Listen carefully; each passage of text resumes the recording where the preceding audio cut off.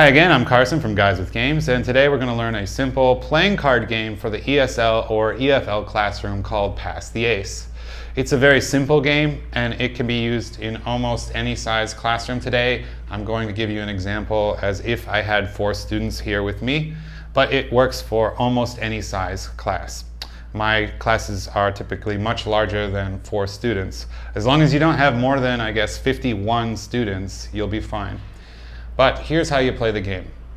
You're going to give each student a number. So I like to snake my way around the classroom and say, you will be first, second, third, fourth, fifth, and so on. We're going to play a game which eliminates at least one of you every round. So you're going to need to play multiple rounds depending on how many students that you have.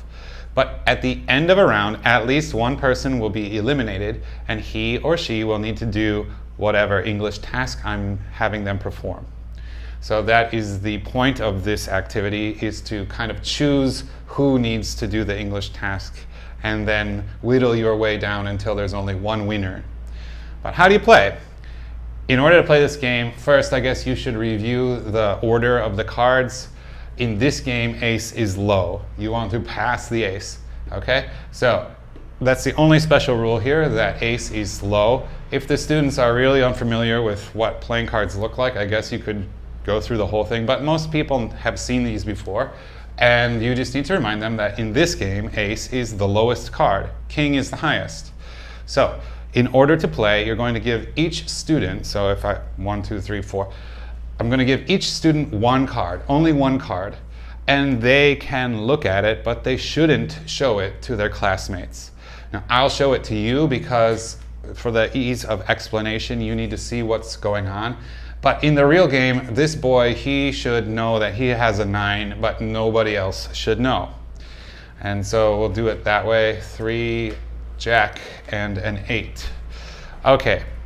In order to play, each person is going to take one turn. That will be a round. And after everyone's taken a turn, we will all open our cards and we'll all see who is the lowest, who has the lowest card remaining. What happens on your turn? When it's your turn, you have a simple decision to make. You can either keep your card or switch with the next person. Pass this one to the next person. So, remind the students that, remember, these numbers are high and they are safe. These numbers are low and dangerous. You don't want to have the lowest card at the end of the round. So we'll start with number 1. Do you want to keep or switch? Now, I don't, as the teacher, I don't know what he has. He decides, I think this is safe. Keep. How about you? She wants to switch. This card is low, so she would switch with this boy, I guess. And this is where, oh no, I don't want to switch. I'm sorry, you have to. But don't worry, you get a, now it's your turn. Do you want to keep this new card or switch with this girl? I want to switch. Okay, so they switch cards. And what happens here? It's the end of the line. Well, she can't just be forced to get whatever bad card comes around. At the end, she also gets a turn. And that is either, do you want to keep this card or switch with me, the deck? Well, I will switch, obviously. So I give her a new one. Wow, it's a king.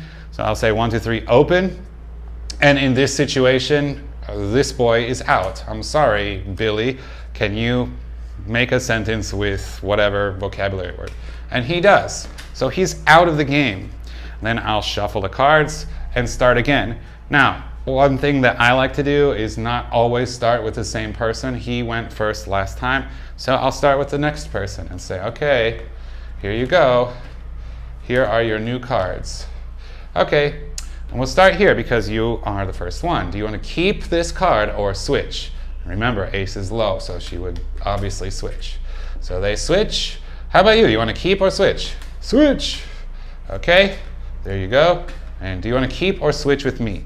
Switch. Okay, there you go. And this time, this student is out. She needs to do whatever English task I'm having them do. And you keep going until there's one winner, and that's how it works. So I hope this is easy and simple game. All you need is a pack of playing cards, and the kids enjoy this. You just need to try to keep things moving. You don't want this student who was knocked out first sitting and doing nothing for too long. What I encourage them to do is, well, okay, he's out, so it doesn't hurt. You can show him your card. What do you think? Should I keep this or switch?